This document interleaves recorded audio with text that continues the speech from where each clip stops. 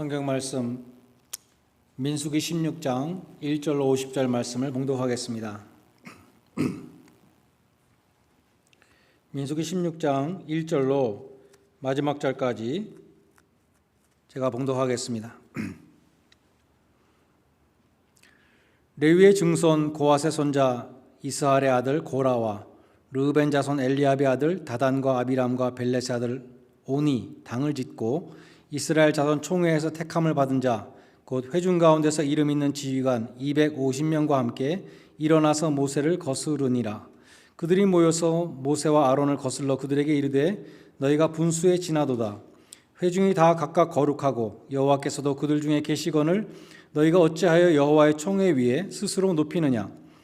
모세가 듣고 엎드렸다가 고라와 그의 모든 무리에게 말하여 이르되 아침에 여호와께서 자기에게 속한 자가 누구인지 거룩한 자가 누구인지 보이시고 그 사람을 자기에게 가까이 나아오게 하시되 곧 그가 택하신 자를 자기에게 가까이 나아오게 하시리니 이렇게 하라. 너 고라와 네 모든 무리는 향로를 가져다가 내일 여호와 앞에서 그 향로에 불을 담고 그 위에 향을 두라. 그때 여호와께서 택하신 자는 거룩하게 되리라. 레위 자손들아 너희가 너무 분수에 지나치느니라. 모세가 또 고라에게 이르되 너희 레위 자손들아 들으라. 이스라엘 하나님이 이스라엘 회중에서 너희를 구별하여 자기에게 가까이 하게 하사 여호와의 성막에서 봉사하게 하시며 회중 앞에 서서 그들을 대신하여 섬기게 하심이 너희에게 작은 일이겠느냐. 하나님이 너와 내 모든 형제 레위 자손으로 너와 함께 가까이 오게 하셨거늘 너희가 오히려 제사장의 직분을 구하느냐. 이를 위하여 너와 너의 무리가 다 모여서 여호와를 거스르는도다. 아론이 어떠한 사람이기에 너희가 그를 원망하느냐. 모세가 엘리압의 아들 다단과 아비람을 부르러 사람을 보냈더니 그들이 이르되 우리는 올라가지 않겠노라. 네가 우리를 젖과 꿀이 흐르는 땅에서 이끌어내어 광야에서 죽이려 함이 어찌 작은 일이기에 오히려 스스로 우리 위에 왕이 되려 하느냐. 이뿐 아니라 내가 우리를 젖과 꿀이 흐르는 땅으로 인도하여 드리지도 아니하고 밭과 포도원도 우리에게 기업으로 주지 아니하니 네가 이 사람들의 눈을 빼려느냐. 우리는 올라가지 아니하겠노라. 모세가 심히 노하여 여호와께 여짜오되 주는 그들의 헌물을 돌아보지 마옵소서. 나는 그들의 나귀 한 마리도 빼앗지 아니하였고 그들 중에 한 사람도 해하지 아니하였나이다 하고 이에 모세가 고라에게 이르되 너와 너의 온 무리는 아론과 함께 내일 여호와 앞으로 나아오되 너희는 각 제각기 향로를 들고 그의 향을 얹고 각 사람이 그 향로를 여호와 앞으로 가져오라. 향로는 모두 250개라. 너와 아론도 각각 향로를 가지고 올지니라. 그들이 제각기 향로를 가져다가 불을 담고 향을 그 위에 얹고 모세와 아론과 더불어 회막문에 서니라. 고라가 온 회중을 회막문에 모아놓고 그 두 사람을 대적하려 하매 여호와의 영광이 온 회중에게 나타나시니라. 여호와께서 모세와 아론에게 말씀하여 이르시되 너희는 이 회중에게서 떠나라. 내가 순식간에 그들을 멸하려 하노라. 그 두 사람이 엎드려 이르되 하나님이여 모든 육체의 생명의 하나님이여 한 사람이 범죄하였거늘 온 회중에게 진노하시나이까. 여호와께서 모세에게 말씀하여 이르시되 회중에게 명령하여 이르기를 너희는 고라와 다단과 아비람의 장막 사방에서 떠나라 하라. 모세가 일어나 다단과 아비람에게로 가니 이스라엘 장로들이 따랐더라. 모세가 회중에게 말하여 이르되 이 악인들의 장막에서 떠나고 그들의 물건은 아무것도 만지지 말라. 그들의 모든 죄 중에서 너희도 멸망할까 두려워하노라 하매 무리가 고라와 다단과 아비람의 장막을 떠나고 다단과 아비람은 그들의 처자와 유아들과 함께 나와서 자기 장막문에 선지라. 모세가 이르되 여호와께서 나를 보내사 이 모든 일을 행하게 하신 것이요 나의 임의로 함이 아닌 줄 이 일로 말미암아 알리라. 곧 이 사람들의 죽음이 모든 사람과 같고 그들이 당하는 벌이 모든 사람의 당하는 벌과 같으면 여호와께서 나를 보내심이 아니거니와 만일 여호와께서 새 일을 행하사 땅이 입을 열어 이 사람들과 그들의 모든 소유물을 삼켜 산채로 수월에 빠지게 하시면 이 사람들이 과연 여호와를 멸시한 것인 줄을 너희가 알리라. 그가 이 모든 말을 마치자마자 그들이 섰던 땅바닥이 갈라지니라. 땅이 그 입을 열어 그들과 그들의 집과 고라에게 속한 모든 사람과 그들의 재물을 삼키매 그들과 그의 모든 재물이 산채로 수월에 빠지며 땅이 그 위에 덮이니 그들이 회중 가운데서 망하니라. 그 주위에 있는 이스라엘이 그들의 부르짖음을 듣고 도망하며 이르되 땅이 우리도 삼킬까 두렵다 하였고 여호와께로부터 불이 나와서 분향하던 250명을 불살랐더라. 여호와께서 모세에게 말씀하여 이르시되 너는 제사장 아론의 아들 엘르아살에게 명하여 붙는 불 가운데서 향로를 가져다가 그 불을 다른 곳에 쏟으라. 그 향로는 거룩함이니라. 사람들은 범죄하여 그들의 생명을 스스로 해하였거니와 그들이 향로를 여호와 앞에 드렸으므로 그 향로가 거룩하게 되었나니 그 향로를 쳐서 제단을 쌓는 철판을 만들라. 이스라엘 자손에게 표가 되리라 하신지라. 제사장 엘르아살이 불탄 자들이 드렸던 놋 향로를 가져다가 쳐서 제단을 쌓아서 이스라엘 자손의 기념물이 되게 하였으니 이는 아론 자손이 아닌 다른 사람은 여호와 앞에 분향하러 가까이 오지 못하게 하게 함이며 또한 고라와 그의 무리와 같이 되지 않게 하기 위함이라. 여호와께서 모세를 시켜 그에게 명령하신 대로 하였더라. 이튿날 이스라엘 자손의 온 회중이 모세와 아론을 원망하여 이르되 너희가 이스라엘 백성을 죽였도다 하고 회중이 모여 모세와 아론을 칠 때에 회막을 바라본 즉 구름이 회막을 덮었고 여호와의 영광이 나타났더라. 모세와 아론이 회막 앞에 이르매 여호와께서 모세에게 말씀하여 이르시되 너희는 이 회중에게서 떠나라. 내가 순식간에 그들을 멸하려 하노라 하시매 그 두 사람이 엎드리니라. 이에 모세가 아론에게 이르되 너는 향로를 가져다가 제단의 불을 그곳에 담고 그 위에 향을 피워 가지고 급히 회중에게로 가서 그들을 위하여 속죄하라. 여호와께서 진노하셨으므로 연병이 시작되었음이라. 아론이 모세의 명령을 따라 향로를 가지고 회중에게로 달려간즉 백성 중에 연병이 시작되었는지라. 이에 백성을 위하여 속죄하고 죽은 자와 산 자 사이에 섰을 때에 연병이 그치니라. 고라의 일로 죽은 자 외에 연병에 죽은 자가 14,700명이었더라. 연병이 그침에 아론이 회막 못 모세에게로 돌아오니라. 아멘.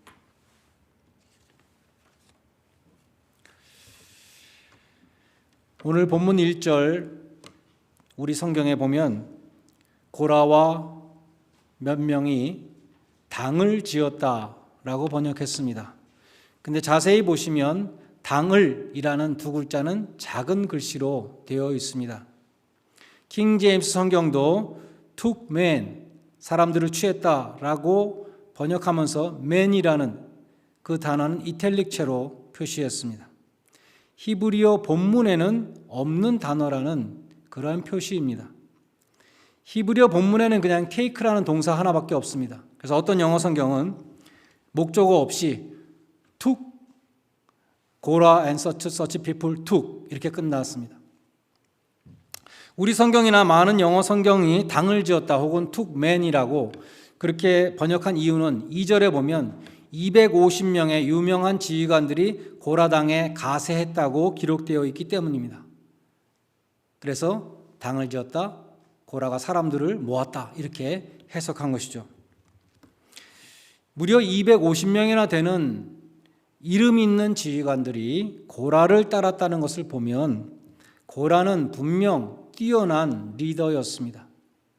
그렇게 뛰어난 고라가 모세를 도와서 협조했다면 모세에게 얼마나 큰 힘이 되었겠습니까? 그러나 안타깝게도 뛰어났기 때문에 교만하였고 그래서 타락하게 된 것이죠. 천사들 중에서 가장 뛰어난 천사가 타락해서 마귀가 되었고 천사들의 3분의 1을 이끌고 타락하게 된 것이죠. 가장 뛰어나다는 것은 가장 교만하기 쉬운 함정에 빠지기 쉬운 것입니다. 그래서 NIV 성경은 1절을 완전히 의역을 해서 고라 일당이 became insolent, 버릇이 없어졌다, 건방져졌다 이렇게 번역을 했습니다. 전혀 다른 의역이죠. 하나님이 세우신 지도자를 대적하여 당을 짓는 행위는 교만에서 비롯된다는 것을 표현한 것 같습니다. 갈라디아서 5장에 보면 성령의 열매에 반대되는 육체의 일들이 나오는데 그 육체의 일들 가운데 하나가 당 짓는 것입니다. 육체의 일이라는 것은 인간의 악한 성품에서 나오는 일이라는 뜻이에요. 교회에서 목회자를 대적해서 엔티그룹을 만드는 일들이 이민교회에 참 많이 있죠. 그런 일들은 정말 하지 말아야 됩니다. 첫째로 그 사람에게 엔티그룹을 만드는 사람이 불행해집니다. 그리고 그 사람에게 물든 사람들도 다 불편한 교회 생활하며 다 불행해져요. 그리고 교회가 약화되는, 하나가 되지 못하는, 교회가 피해를 입게 되는 것입니다. 갈라디아서 6장 6절에 보면 말씀을 가르치는 자와 모든 좋은 것을 함께하라, 그런 말씀이 있습니다. 주석책에 보면 말씀을 전하는 자들을 financially 잘 서포트하라, 그런 뜻이라고 해석되어 있어요. 그러나 이 모든 것이라는 단어는 꼭 물질적인 것뿐만 아니라 좋은 마음을 가지라는 그런 넓은 뜻으로 해석할 수 있습니다. 목회자에 대해서 좋은 마음을 가져야 교회에서 신앙생활을 행복하게 할 수 있습니다. 나아가서 신앙생활을 바로 할 수 있습니다. 사도 바울이 말씀을 가르치는 자와 모든 좋은 것을 함께 하라고 말씀한 것은 성도들을 위해서, 교우들을 위해서 그렇게 말씀한 것입니다. 그러나 교회에서 당을 지어 목회자를 대적하는 사람들은 결코 자신들이 나쁜 일을 한다고 말하지 않습니다. 정반대로 우리가 참으로 교회를 위하는 사람들이다, 우리가 교회 잘못을 바로잡는 정의의 사도들이다, 이렇게 말합니다. 워렌 위어스비 목사님은 반역을 하는 사람들이 겉으로 내세우는 명분과 진짜 속셈은 따로 있다, 그렇게 말하면서 고라의 명분과 속셈을 이렇게 설명했습니다. 고라는 만인 사제론 같은 거창한 명분을 내세웠습니다. 하나님이 우리 한 사람 한 사람을 다 거룩하게 하셨고 하나님이 우리 진영에 거하시는데 왜 너희만 제사장 직분을 감당하느냐. 출애굽기 19장 6절에도 보면 너희는 나에게 제사장 나라가 되며 거룩한 백성이 되라고 말씀하셨는데 보다 민주적으로 더 많은 사람들이 제사장으로 참여할 기회를 줘야 될 것이 아니냐. 그러나 그러한 명분 뒤에 숨어있는 진짜 속셈은 우리는 더 이상 제사장을 수종두는 둘러리가 아니라 진짜 제사장을 하고 싶다, 그러한 속셈이었다는 것이죠. 그처럼 고라는 레위 지파 중에서도 가장 중요한 고핫 자손, 그 퍼니처들, 법궤를 비롯한 모든 것을 어깨로 지는 가장 중요한 고핫 자손의 뛰어난 지도자로서 바로 자기가 못하는 것, 제사장의 직분을 탐했습니다. 그래서 8절로 10절에 보면 모세가 고라에게 이렇게 말합니다. 너희 레위 자손들아 들으라. 이스라엘의 하나님이 이스라엘 회중에서 너희를 구별하여 자기에게 가까이 오게 하시고 여호와의 성막에서 수종들게 하시고 모든 이스라엘 백성 대신해서 하나님을 섬기게 하신 그것이 얼마나 중요하고 소중한 일인데, 작은 일이 아닌데, 하나님이 너와 내 모든 형제 레위 자손으로 너와 함께 가까이 오게 하셨는데, 하나님 앞에 가까이 오는 사람들 만들어 주셨는데 너희가 오히려 제사장의 직분을 구하느냐, 이렇게 딱 중심을 찔러서 말했죠. 그러나 반란군에는 고라와 레위 지파만 있었던 것이 아닙니다. 다단과 아비람과 오는 루벤 지파였습니다. 그들은 레위 지파가 아니었기 때문에 제사장의 직분을 탐하지는 않았습니다. 13절로 14절에 그들의 불평이 나옵니다. 모세, 네가 우리를 젖과 꿀이 흐르는 땅에서 이끌어내어 이집트 땅을, 애굽 땅을 젖과 꿀이 흐르는 땅이라고 지금 이렇게 엉뚱하게 말하고 있어요. 거기서 이끌어내서 우리를 광야에서 죽게 하는 이 일이 어찌 작은 일이기에 오히려 스스로 우리 위에 왕이 되려고 하느냐. 레위 지파 고라는 제사장 아론의 릴리저스 리더십, 거기에 도전을 했습니다. 근데 루벤 지파 이 사람들은 모세의 시빌 리더십, 모세의 지도자, 네가 왕이냐, 네가 지도자라면 한 일이 뭐냐, 기껏 우리 광야에 데리고 나와서 죽게 하는 것이냐, 이렇게 도전을 했던 것이죠. 두 그룹은 서로 다른 지파였습니다. 공통점이 별로 없었습니다. 배경이 다른 사람들이었습니다. 좋은 일에는 협조한 적이 없었습니다. 그런데 나쁜 일에는 금방 하나가 되었습니다. 당을 지었습니다. 신약에서도 서로 근본적으로 다른 바리새인과 사두개파가 연합하여 예수님을 대적하는 것을 우리는 볼 수 있습니다. 예수님을 재판할 때에 헤롯과 빌라도가 전에는 원수였으나 당일에 서로 친구가 되었다. 누가복음 23장 12절은 말씀합니다. 왜 좋은 일에는 하나가 되기 그렇게 힘든데 나쁜 일에는 금방 하나가 될까? 그것이 바로 육체의 일이기 때문에, 인간의 죄악된 본성에 그런 것이 있기 때문에 그렇게 쉽게 하나가 되는 것입니다. 아론과 모세는 하나님이 세우신 지도자들이었습니다. 그들을 대적하는 것은 하나님을 대적하는 것이었습니다. 그래서 모세는 11절에서 고레아에게 선언했죠. 너와 너의 무리가 다 모여서 여호와를 거스르는도다 라고 말했습니다. 어떤 주석가는 이렇게 설명했습니다.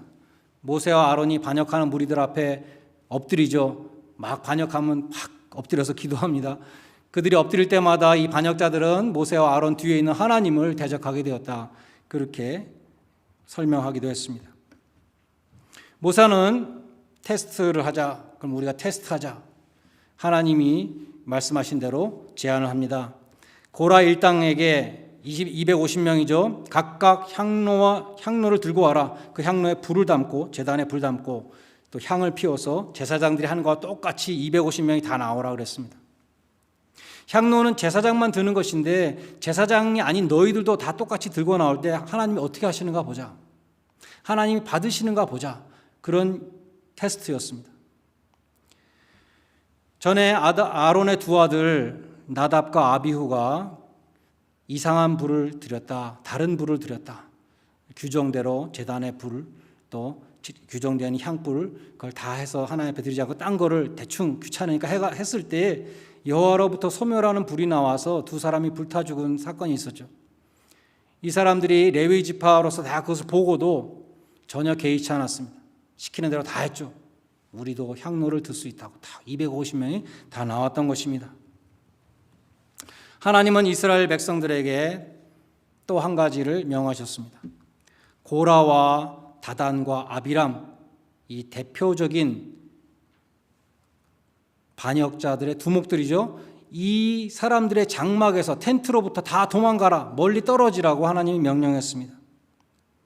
하나님은 그들의 장막을 삼키셨습니다. 땅이 갈라져서 그들의 장막이 다 수월하는 건 저 지하 깊은 곳이라는 뜻이죠.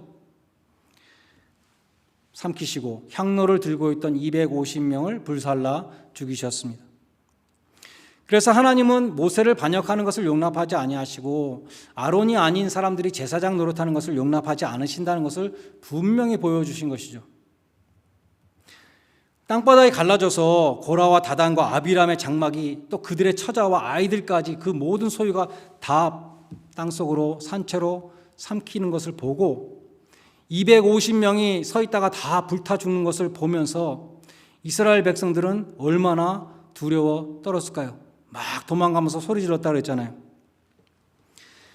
이스라엘 백성들은 모세와 아론을 대적하면 저렇게 되는구나 하고 두려워 떨었을 것입니다.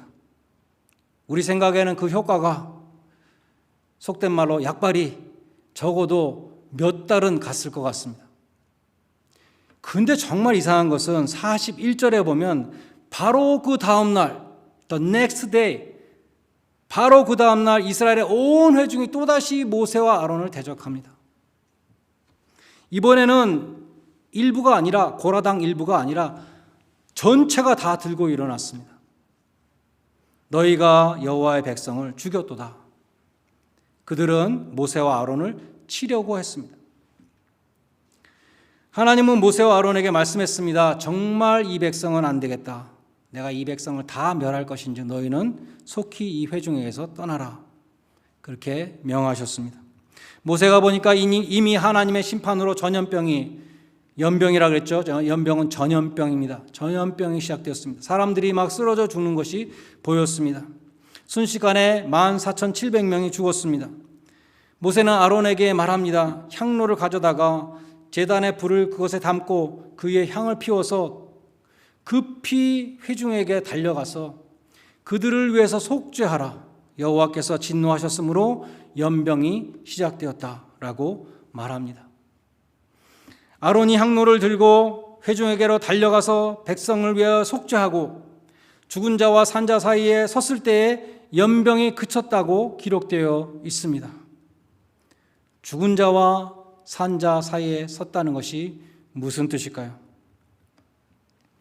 죽음의 전염병이 산불처럼 그 거대한 텐트촌에 번지고 있었던 것이죠.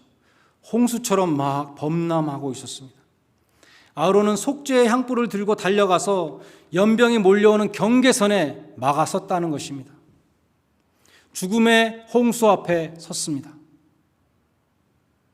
그것을 죽은 자와 산 자 사이에 섰다고 표현했습니다.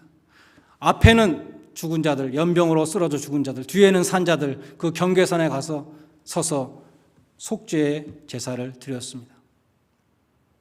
아론이 죽은 자와 산 자 사이에 섰을 때에 연병이 그치니라. 아론이 들고 있었던 이 속죄의 향로는 예수님의 십자가를 보여주는 예표였습니다. 성경이 다 예수님을 증거하잖아요. 아론이 들고 있었던 이 속죄의 향로도 예수님의 십자가를 보여주고 있습니다. 예수님의 십자가는 산자와 죽은 자를 갈랐습니다. 예수님 양편에 두 강도가 있었는데 한 사람은 죽은 자가 되었고 한 사람은 산자가 되었죠. 예수님을 경계로 해서 예수님을 믿은 자는 산자가 되었고 예수님을 거부한 자는 죽은 자가 되었습니다. 한편 강도는 예수님을 조롱했습니다. 네가 그리스도라면 우리를 구원해봐라. 그러자 다른 강도가 말합니다. 우리는 죄를 짓고 죄값을 치르고 있지만 저 사람은 잘못한 것이 없다. 예수여 당신의 나라가 임할 때에 나를 생각하소서. 그 강도는 자신의 죄를 깨닫고 예수님께 구원을 간청했습니다. 그래서 산자가 되었습니다. 예수님이 말씀하시기를 내가 진실로 진실로 내게 이르노니 오늘 내가 나와 함께 낙원에 있으리라. 그는 십자가형을 받을 정도로 아주 극악한 죄를 지은 흉악범이었지만 그 마지막 순간에 예수여 당신의 나라 임할 때에 나를 기억하소서, 그 한마디 하고 구원을 받았습니다. 평생 수도원에 들어가서 고행을 하며 수행을 하며 구원을 받아보겠다고 애썼던 수도사가 보면 얼마나 억울한 일이겠습니까? 이 사건은 구원이라는 것이 나의 노력과 공로로 얻는 것이 아니라는 것을 가장 극적으로 보여주는 사건입니다. 예수님의 십자가는 산자와 죽은 자를 갈랐습니다. 아론이 하나님의 심판 앞에 속죄의 향로를 들고 홀로 막아섰던 것처럼 예수님의 십자가는 하나님의 심판을 홀로 감당하신 것이죠. 우리를 위해서 홀로 속죄의 제사를 드리셨습니다. 그래서 그리스도 안에 있는 자들은 사망의 땅으로부터 생명의 땅으로 옮기게 된 것이죠. 스펄전 목사님은 이렇게 설교하셨습니다. 하나님의 진노가 죄인들에게 임하고 온 인류가 멸망당할 수밖에 없었을 때에 예수님이 최전방에 서셨습니다. 채찍이여 나를 치라, 화살이여 나를 향하여 오라.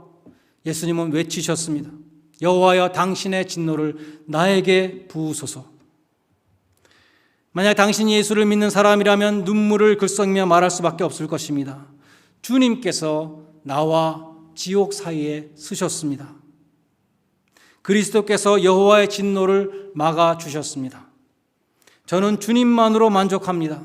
향로를 드신 대제사장, 당신만으로 만족합니다. 주님께서 저와 하나님의 의로운 심판 사이에 서지 않으셨다면 저는 구원을 받지 못했을 것입니다. 그리스도께서 중보자가 되심으로 제가 생명을 얻었습니다. 중보자. 예수님은 십자가에서 하나님과 죄인의 중보자가 되셨습니다. 사이에 서신 것이죠. 디모데전서 2장 5절에 보면 하나님은 한 분이시요 하나님과 사람 사이에 중보도 한 분, 딱 한 분, 예수 그리스도시라고 말씀합니다. 히브리서 8장 6절은 예수님의 직분은 더 좋은 언약의 중보시라. 더 좋은 언약이라는 것은 새 언약이죠. 옛 언약, 율법이 아니라 복음, 예수님의 십자가의 복음, 새 언약의 중보시다라고 말씀하고 있습니다. 예수님이 이 땅에서 드리신 기도들, 성경에 나오는 기도들도 대부분이 중보의 기도였습니다. 누가복음 22장에서 예수님은 베드로가 시험에 들어서 예수님 부인할 것을 미리 예언하시면서 내가 너를 위해서 벌써 기도했다. 그러니까 네가 돌이킨 다음에, 나를 배신하고 돌이킨 다음에는 내 형제들을 굳게 하라, 이렇게 말씀하셨습니다. 대제사장의 기도문으로 불리는 요한복음 17장, 제자들을 위해서 기도하셨는데 그들이 세상에 속하지 아니하고 악에 빠지지 아니하고 하나님의 말씀으로 거룩하게 보존되기를, 또 하나가 되기를 기도하셨습니다. 예수님은 지상에서 드리신 마지막 기도, 그것도 중보 기도였습니다. 자기를 못 박는 자들을 위해서 기도하셨습니다. 아버지여 저희를 사하여 주옵소서. 자기 하는 것을 알지 못함이니이다. 성경을 보면 예수님의 중보 기도는 지금도 계속되고 있습니다. 로마서 8장 34절에 죽으실 뿐 아니라 다시 살아나신 이는 그리스도 예수시니 그는 하나님 우편에 계신 자요 지금도 하나님 우편에서 우리를 위하여 간구하고 계시다고 말씀합니다. 또 히브리서 7장 25절에는 예수님이 자기를 힘입어 하나님께 나오는 자들을 온전히 구원하실 수 있으니 이는 예수님이 항상 살아서 지금도 살아 계셔서 저희를 위하여, 예수의 이름으로 하나님 앞에 나가는 자들을 위하여 간구하심이라 라고 말씀하는 것입니다. 중보기도는, 중보의 사역은 예수님의 영원한 사역인 것입니다. 그래서 크리스찬들도 또 하나님의 사람들도 성경에 보면 중보기도를 많이 했어요. 대표적으로 스데반이 순교할 때에 하늘이 열리고 예수님이 하나님 우편에 서신 것을 볼 때에 자기를 돌로 쳐 죽이는 사람들을 위해서 기도했습니다. 주여 이 죄를 저들에게 돌리지 마옵소서 기도했습니다. 모세는 자기 백성들이 금송아지를 섬긴 죄 사해달라고 기도할 때 그들의 죄를 사하소서, 그렇지 않사오면 원컨대 주의 기록하신 생명책에서 내 이름을 지워 주옵소서라고 기도했습니다. 사무엘상 12장에 보면 사무엘은 이렇게 말합니다. 내가 너희를 위하여 기도하는 죄를 범치 않겠다. 기도를 쉬는 죄를 범치 않겠다. 내가 너희를 위하여 중보 기도를 쉬는 죄를 범치 않겠다라고 말합니다. 여러분 기도할 때 얼마나 중보하십니까? 바울의 서신들을 보면 바울이 나를 위해서 이렇게 기도해 달라. 거기 보면 내 건강을 위해서 기도해 달라는 말 한마디도 없어요. 사실은 내가 어떤 어려움 속에서도 하나님 말씀 잘 전하게 해달라고 그렇게 기도를 부탁했습니다. 여러분은 목회자와 선교사님들을 위해서 얼마나 기도하십니까? 예수님은 주기도문에서 하나님의 나라가 임하기를 기도하라고 명하셨습니다. 여러분은 교회를 위해서 얼마나 기도하십니까?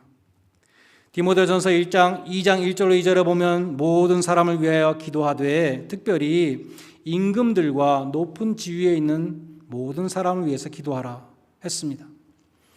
오늘날로 말하면 위정자들, 거버너들을 위해서 기도하라는 것입니다.